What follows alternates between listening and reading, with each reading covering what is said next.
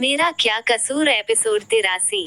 अगली सुबह जब आदर्श ऑफिस चला जाता है तब पीहू नियति को देख बोली, मोम अभी तो मुझे कुछ दिनों के लिए स्कूल नहीं जाना है, तो क्यों ना हम कहीं घूमने चले, कोई पार्क या फिर हम आइसक्रीम खाने चले। अपनी बेटी की बात सुन नियति कुछ सोचते हुए बोली, ठीक है। उद्धरण चिन्ह, आज हम आपको और आपके भाई दोनों को बाहर घुमाने ले चलते हैं। जिसे सुन पीहू खुशी के कारण जोरों से उछलने लगती हैं और बोली, आज मोम, मैं और अंश घूमने जाने वाले हैं। बोलते हुए ही वो पूरे लिविंग रूम में घूमने लगती हैं और अपनी दीदी को ऐसे खुश होते देख अंश भी जोरों से चिल्लाने लगता है और अपने दोनों बच्चों को ऐसे खुश देख नियति के चेहरे पर एक बड़ी सी और प्यारी सी मुस्कान होती है। तभी नियति अपने हाथों में कुछ काउंट करते हुए मिताली को देख बोली, माँ कल अंश पूरे 6 महीने का हो जाएगा। जिसे सुन मिताली हमें अपना सर हिला देती हैं। ये देख नियति बोली, माँ फिर हम कल अंश का अन्नप्राशन करेंगे, मैं ठीक बोल रही हूँ ना माँ। इतना बोल वो मिताली की तरफ देखने लगती हैं। जिसे देख मिताली भी बोली, हाँ नियति बेटा, कल हम अंश का अन्नप्राशन करेंगे। उद्धरण चिन्ह, इस पर नियति बोली, माँ चलो ना फिर हम आज पीहू और अंश के लिए कुछ नए कपड़े और कुछ सामान लेने चलते हैं। इस पर मिताली बोली, नहीं बेटा, मैं तो तुम्हारे साथ नहीं चल सकती, आज मुझे एक मीटिंग के लिए अपने ऑफिस जाना है। तुम ड्राइवर के साथ चली जाना। इतना बोल वो शांत हो जाती हैं। उद्धरण चिन्ह, वही मिताली की बात सुन नियति अपना मुंह खोले उन्हें देखने लगती हैं। जिसे ऐसे देख मिताली बोली, क्या हुआ बेटा, तुम मुझे ऐसे क्यों देख रही हो। मिताली की बात सुन नियति बोली, माँ क्या आप भी काम करती हो, आप भी ऑफिस जाती हो आदर्श जी की ही तरह, पर मैंने आपको कभी कहीं जाते तो नहीं देखा है। इतना वो थोड़ी हैरानी और कंफ्यूजन वाले भाव से उन्हें देखने लगती हैं। उद्धरण चिन्ह, नियति की बात सुन और उसके मन की बात सुन मिताली मुस्कुराकर बोली, नहीं बेटा, मैं कोई काम नहीं करती, ना ही मैं ऑफिस जाती हूँ। मैं बस तभी ऑफिस जाती हूँ जब कोई बड़ा क्लाइंट या कोई जरूरी काम हो, मैं तभी अपनी कंपनी जाती हूँ। उद्धरण चिन्ह, इस पर नियति उन्हें अपना हैरानी वाला फेस बना बोली, माँ आप क्या करती हो और कौन सी कंपनी है आपकी। बोलते हुए वो नीचे जमीन पर बैठ जाती है और अपना सर उनकी गोद में रख देती हैं। उद्धरण चिन्ह, जिसे ऐसे देख मिताली नियति के बालों पर प्यार से हाथ फेरते हुए बोली, मैं काम नहीं करती बेटा, पर मेरे बहुत से डायमंड स्टोर है जिसकी हर शहर में एक ब्रांच है और जो डायमंड हमारे स्टोर में मिलते हैं वो बहुत ही रेयर और कीमती होते हैं और जिन्हें खरीद पाना सिर्फ आम लोगों के बस की बात नहीं है। इतना बोल वो शांत हो जाती हैं। वही नियति उनकी बात सुन आधी बेहोशी की हालत में आ चुकी थी। उद्धरण चिन्ह, वो मिताली की गोद से अपना सर उठा उन्हें देखते हुए बोली, माँ क्या हम कोई सपना देख रहे हैं या ये हकीकत है। हमें तो यकीन ही नहीं हो रहा, मोम आप और आदर्श जी इतने ज्यादा अमीर है और हमारी शादी इतने बड़े घर में हुई है। इतना बोल वो अपना सर पकड़ लेती हैं और आगे बोली, माँ आप और आदर्श जी आप दोनों क्यों हमें ऐसे झटके पर झटका दिए जा रहे हो। फिर वो बहुत ही ज्यादा मासूम सा फेस बना बोली, माँ आप हमें बेवकूफ या पागल तो नहीं समझती हो ना। इतना बोल वो उन्हें बड़ी ही मासूमियत से देखने लगती हैं। उद्धरण चिन्ह, जिसकी बात सुन मिताली प्यार से नियति का माथा चूम कर बोली, नहीं बेटा, मैं तुम्हें ऐसा कुछ नहीं समझती, मैं बस तुम्हें अपनी बेटी समझती हूँ जो बहुत ही प्यारी, मासूम और भोली है। इतना बोल वो मुस्कुरा देती हैं। जिसे सुन नियति बोली, माँ एक बात बताइए, पापा कहाँ है, मैंने उन्हें कभी देखा नहीं और वो क्या करते हैं। बोलते हुए वो अपना सर अभी भी पकड़े होती हैं। उद्धरण चिन्ह, नियति की ऐसी हालत देख मिताली को समझ नहीं आता वो क्या करे। जहाँ लड़कियां अमीर घर में शादी होने से खुश होती हैं, वहीं नियति ये जानकर परेशान हो रही हैं। उसके ससुराल वाले कितने रिच है। नियति की ऐसी हालत देख वो बोली, तुम्हारे पापा यहाँ नहीं रहते बेटा, वो देहरादून में रहते हैं और वो जनता के सेवक है, साथ ही वो थोड़े गुस्सेल भी है, पर जो भी हो दिल के बहुत अच्छे हैं और जब तुम उनसे मिलोगी तब तुम उन्हें भी जान जाओगी। उद्धरण चिन्ह, वो भी तुम्हें ऐसा ही प्यार देंगे जैसा मैं तुम्हें देती हूँ। मिताली की बात सुन नियति को ज्यादा नहीं पर थोड़ा ही समझ आता है। और ये जानकर वो इतने बड़े घर की बहू है, वो लगभग बेहोश ही हो जाती है। उद्धरण चिन्ह। और उसकी ऐसी हालत देख मिताली को समझ नहीं आता वो बोले तो क्या बोले। फिर वो कुछ सोचकर नियति को अपने पास बिठाकर उसका सर वापस अपनी गोद में रहे उसके बालों को सहलाते हुए बोली, शांत हो जाओ बेटा, तुम इस तरह पैनिक मत हो। सब कुछ नॉर्मल है, हम सब इंसान ही है, कोई एलियन नहीं जो तुम ऐसे पैनिक हो रही हो, सब ठीक है। मिताली की बात सुन नियति शांत हो जाती हैं और बोली, माँ आप सब इतने बड़े लोग हो, फिर आपने हमारी जैसी एक मामूली अनाथ लड़की को क्यों अपनाया और क्यों आपने हमारे जैसी लड़की से आदर्श जी की शादी कराई। उद्धरण चिन्ह। जबकि आदर्श जी को तो कोई भी अच्छी लड़की मिल जाती।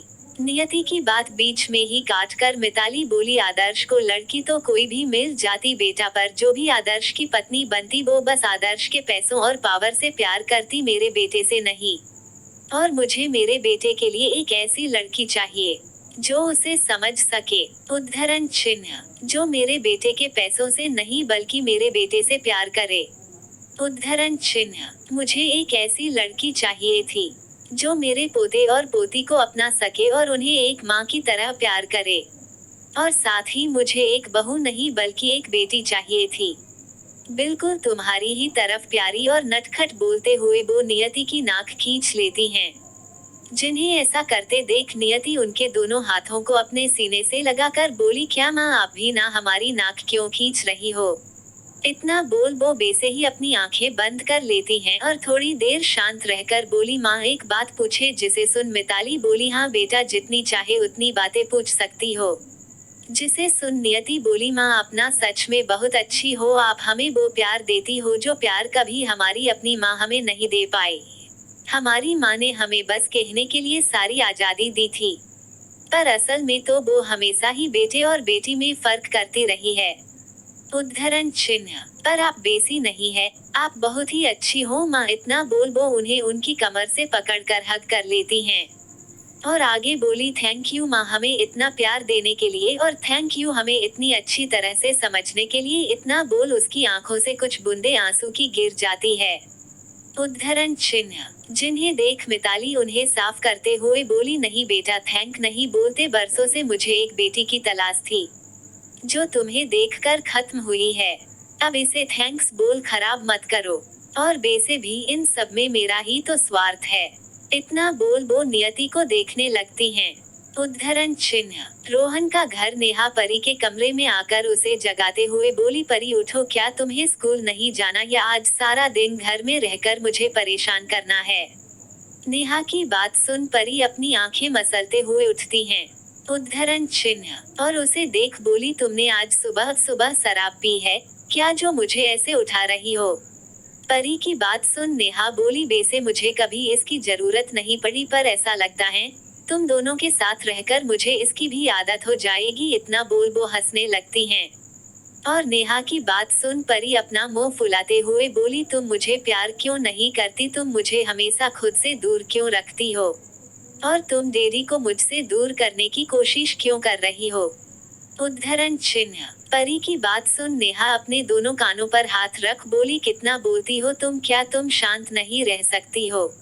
जब देखो तब पकड़ पकड़ लगाए रखती हो। और मैं क्यों करूँ तुम्हें प्यार, क्या तुम मेरी बेटी हो जो मैं तुम्हें प्यार करूँ। उद्धरण चिन्ह। इतना बोल वो उसे घूर कर देखने लगती हैं। नेहा की बात सुन परी बोली, जब तुम मुझे मेरी मम्मा की तरह प्यार नहीं कर सकती तो जाओ यहाँ से, मैं खुद ही अपना सारा काम कर लूंगी। इतना बोल वो एक पिलो उठाकर नेहा के ऊपर फेंक देती हैं। उद्धरण चिन्ह। जिसे नेहा कैच कर बोली, ये मुंह फुलाना बंद करो।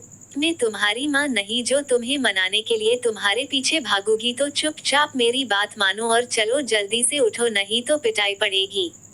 उद्धरण चिन्ह। नेहा की बात सुन परी गुस्से से उसे देखकर बोली, तुम मेरी पिटाई लगाओगी, तुम्हारी इतनी हिम्मत। बोलते हुए वो अपनी कमर में दोनों हाथ रख उसे घूर कर देखते हुए बोली, तुम क्या मेरी पिटाई करोगी, मैं ही तुम्हारी पिटाई कर दूंगी। उद्धरण चिन्ह। इतना बोल वो पिलो उठा नेहा को मारने लगती है। और नेहा खुद को बचाते हुए बोली, पागल लड़की, ये क्या कर रही हो। बोलते हुए वो उससे पिलो छुड़ा लेती हैं।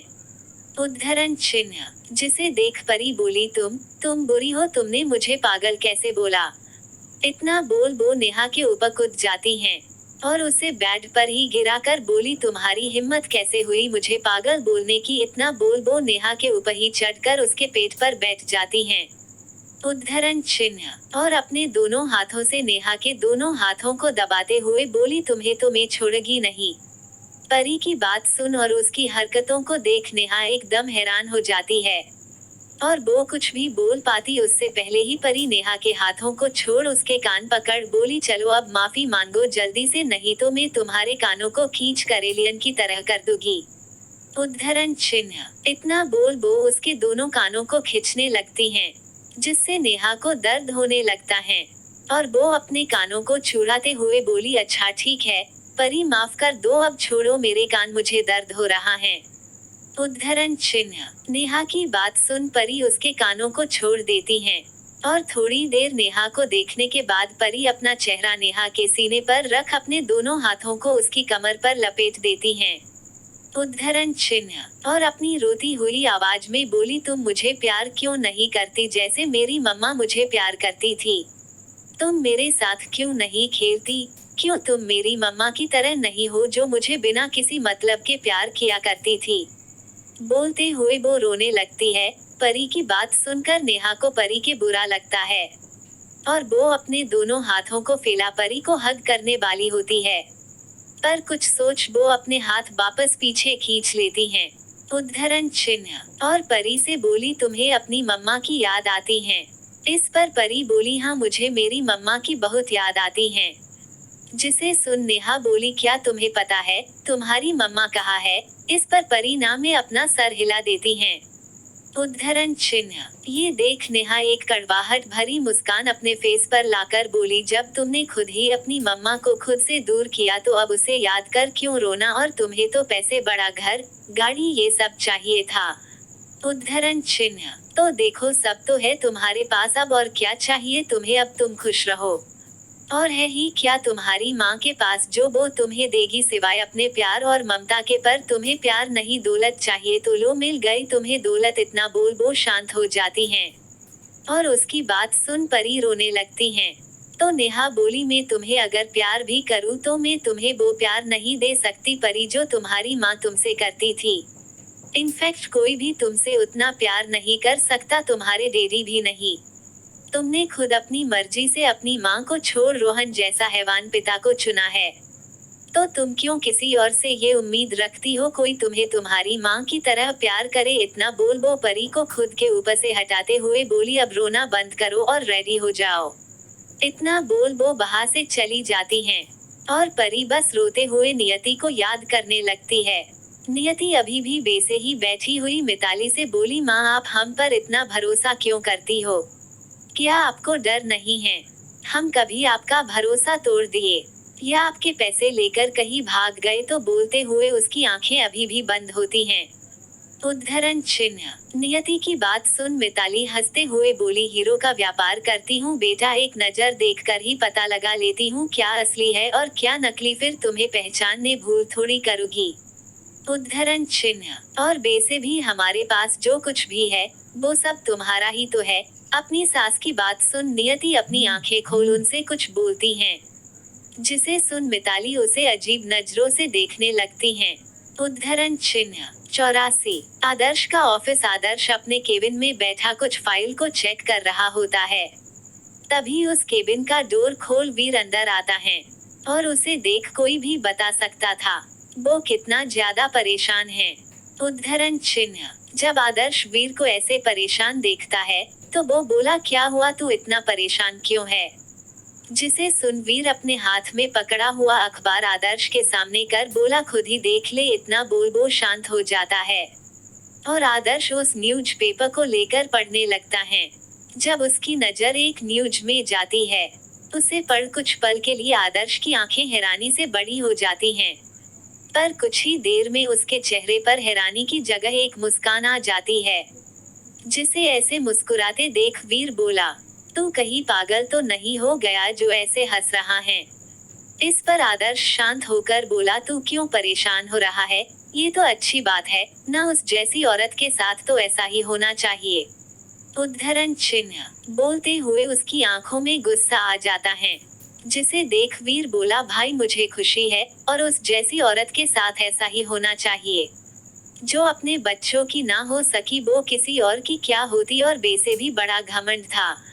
उद्धरण चिन्ह। उसे तो अब तक तो मिट गया होगा उसका सारा घमंड, पर मैं उस औरत को अच्छे से जानता हूँ। उद्धरण चिन्ह। वो दौलत और पावर की कितनी भूखी है। मुझे तो बस डर इस बात का है, कहीं वो तेरी जिंदगी में वापस ना आ जाए। और उससे भी ज्यादा डर मुझे इस बात का है, कहीं तू उस औरत की बातों में आकर नियति भाभी जैसी लड़की का दिल ना तोड़ दे। बोलते हुए वो आदर्श को देखने लगता है। उद्धरण चिन्ह। वीर की बात सुन आदर्श बोला, नहीं वीर, ऐसा कभी नहीं होगा। ना मैं कभी उसे अपने घर में और ना ही अपनी जिंदगी में शामिल होने दूंगा। उद्धरण चिन्ह। वो औरत सालों पहले मेरे घर से, मेरी जिंदगी से जा चुकी हैं। और उस जैसी घटिया और गिरी हुई औरत की कोई जगह नहीं है मेरे दिल में, और मेरी जिंदगी में उस जैसी औरत की परछाई भी मैं अपने बच्चों पर और अपनी नियति पर नहीं पड़ने दूंगा। उद्धरण चिन्ह। इतना बोल वो शांत हो जाता है, और उसे शांत देख वीर बोला, भाई मुझे नहीं पता तू सही बोल रहा है या गलत, पर मैं इतना जरूर जानता हूँ, नियति भाभी बहुत ही मासूम और भोली है। तू कभी भी गलती से उनका दिल मत दुखा देना, वो सह नहीं पाएगी। उद्धरण चिन्ह। वीर की बात का जवाब देते हुए आदर्श बोला, नहीं वीर, इस बार नहीं, मैं इस बार किसी के भी बहकावे में नहीं आने वाला हूँ। और नियति जैसी बीबी मुझे किस्मत से मिली है, जिसका दिल दुखाने के बारे में भी मैं कभी सपने में नहीं सोच सकता। तो तू फिक्र मत कर, मैं अपनी पत्नी और अपने बच्चों को उस औरत से दूर रखूंगा। उद्धरण चिन्ह। आदर्श की बात सुन वीर बोला, पर मुझे डर है, अगर वो जबरदस्ती तेरे घर और तेरी जिंदगी में शामिल होने की कोशिश करे या भाभी को कोई नुकसान पहुंचा दे तो इस पर आदर्श बोला, नहीं ऐसा कभी भी नहीं होगा। मैं अपनी नियति से बेहद प्यार करता हूँ, और उसे एक खरोच भी आए ये मुझे बर्दाश्त नहीं। उद्धरण चिन्ह। दूसरी तरफ नियति मिताली को देख बोली, माँ हमें कुछ पैसे चाहिए, बच्चों के लिए नए कपड़े और सामान लेने के लिए। बोलते हुए वो अपना चेहरा मासूम सा बनाकर झुका लेती हैं। उद्धरण चिन्ह। और नियति की बात सुन मिताली उसे अजीब नजरों से देखते हुए हंस पड़ती है। अहम। जब नियति मिताली को ऐसे खुद पर हंसते हुए देखती हैं, तो बोली, क्या माँ आप हम पर हंस रही। वो बोलते हुए वो अपना चेहरा उनकी गोद में छुपा लेती हैं। उद्धरण चिन्ह। और नियति को ऐसा करते देख मिताली बोली, तुम भी ना बेटा सच में बुद्धू हो। तुम्हें अगर पैसे चाहिए तो तुम बोल सकती हो, उसमें इतना हिचकिचाने की कोई जरूरत नहीं है। और तुम्हें पैसे मांगने ही क्यों इतना बोल। वो नियति से बोली, जाओ मेरे कमरे में और जाकर मेरे कबर्ड में बने लॉकर से पैसे निकाल लो। मिताली की बात सुन नियति बोली, नहीं नहीं माँ, हम ऐसा नहीं कर सकते, हमें बस थोड़े ही पैसे चाहिए। उद्धरण चिन्ह। बच्चों के लिए कपड़े और कुछ सामान लेने के लिए तो आप ही हमें दे दीजिए ना माँ, हम आपके लॉकर में हाथ नहीं लगा सकते। नियति की बात सुन मिताली अपने मन में बोली, ये लड़की भी ना, इसका कुछ नहीं हो सकता। वो तो अच्छा हुआ ये मुझे मिल गई, नहीं तो पता नहीं इसके साथ कितना कुछ और हो जाता। ये सोचते ही उनका शरीर कांप जाता है। उद्धरण चिन्ह। और वो नियति को देखने लगती है, और अपने मन में दोबारा बोली, नहीं मैं अपनी बेटी के साथ कभी कुछ गलत नहीं होने दूंगी, ना ही अपनी बेटी की खुशियों को किसी की नजर लगने दूंगी। उद्धरण चिन्ह। इतना बोल वो अंश को अपनी गोद में लिए नियति से बोली, चलो मेरे साथ। इतना बोल वो आगे बढ़ जाती हैं, और नियति भी पीहू को साथ लिए उनके पीछे ही चली जाती है। उद्धरण चिन्ह। मिताली का रूम। मिताली नियति को चाबी देकर बोली, इसे खोलो और तुम्हें जितने पैसे चाहिए निकाल लो। बोलते हुए वो थोड़ी कड़क आवाज में बोलती हैं, ताकि वो उन्हें मना ना करे। जिसे सुन नियति डरते हुए हाथों से उस चाबी का गुच्छा उठा अपने कैप्टे हाथों से लॉकर खोल देती हैं। उद्धरण चिन्ह। और वो जैसे ही लॉकर खोलती है, उसकी आंखें हैरानी से बड़ी हो जाती हैं। लॉकर के अंदर बहुत सारे कीमती गहने और नोटों की गड्डी, जो 2000 और 500 की नोटों से भरी रखी होती है। जिसे देख नियति मिताली से बोली, माँ इतने सारे पैसे। बोलते हुए वो लॉकर बंद कर देती हैं। उद्धरण चिन्ह, जैसे उसे डर हो कोई उन पैसों को चुरा ना ले। नियति को ऐसे देख और उसका इतना हैरानी वाला फेस देख मिताली कड़क आवाज में बोली, मैंने तुम्हें पैसे निकालने को कहा है, लॉकर बंद करने को नहीं। जिसे सुन नियति अपनी नजरें झुकाकर बोली, माँ आप ही दे दो ना। बोलते हुए वो बड़ा ही क्यूट सा फेस बना लेती हैं। उद्धरण चिन्ह, जिसे ऐसे देख मिताली पीहू से बोली, तुम्हारी मोम का क्या कभी हो भी सकता है। जिसे सुन पीहू हंसते हुए बोली, दादी मेरी मोम का तो पता नहीं पर आपकी बेटी का कुछ नहीं हो सकता। इतना बोल वो हंसने लगती है। उद्धरण चिन्ह, फिर पीहू अपनी जगह से उठ लॉकर से पैसे निकाल नियति को देते हुए बोली, मोम ये लो और चलो अब हमें चलना चाहिए।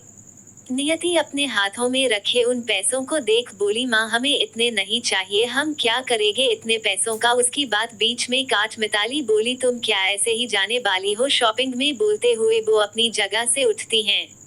उद्धरण चिन्ह, और नियति को अच्छे से देखते हुए बोली, तुम साड़ी के अलावा कुछ और क्यों नहीं पहनती। बोल वो उसे देखने लगती हैं। इस पर पीहू भी बोली, यस मोम आप कुछ और क्यों नहीं पहनती। जिसे सुन नियति हल्का सा शर्माते हुए बोली, आदर्श जी को साड़ी पसंद है। उद्धरण चिन्ह, इसलिए हम साड़ी ही पहनते हैं। बोलते हुए वो अपना चेहरा अपने दोनों हाथों से ढक लेती हैं, और उसकी इस हरकत पर दोनों दादी पोती हंसने लगती हैं।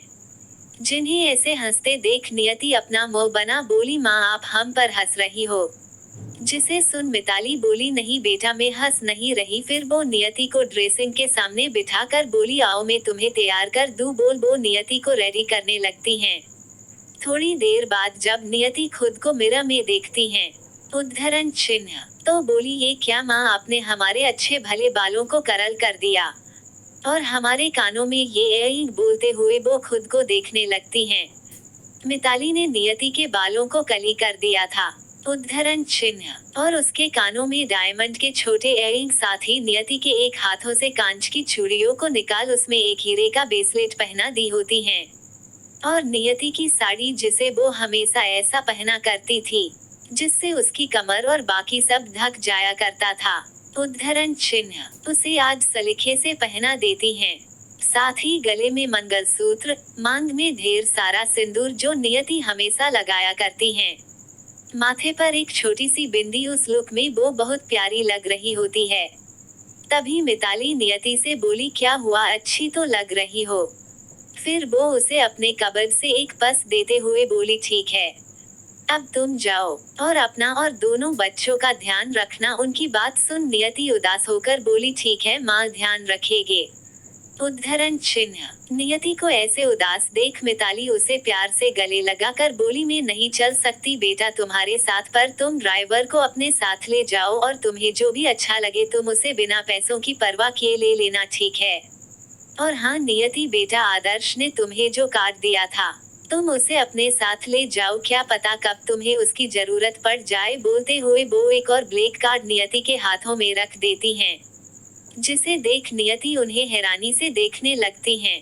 उद्धरण चिन्ह, तो मिताली उसे घूर कर देखती हैं, जिसे देख वो जल्दी से उस कार्ड को अपने पर्स में डाल लेती हैं। तब दादी अपनी पोती से बोली, पीहू बेटा तुम अपनी मोम का अच्छे से ध्यान रखना और जो भी तुम्हारी मोम को अच्छा लगे वो ले लेना, क्योंकि मुझे इस पर बिल्कुल भी भरोसा नहीं, क्या पता पैसे बचाने के लिए अपनी इच्छा को दबा दे। बोलते हुए वो मुस्कुरा देती हैं। और पीहू हाँ में अपना सर हिला नियति को ले जाती है। उद्धरण चिन्ह, उनके जाने के बाद मिताली अपने पर्सनल गार्ड को फोन उन तीनों को प्रोटेक्ट करने का बोलती हैं।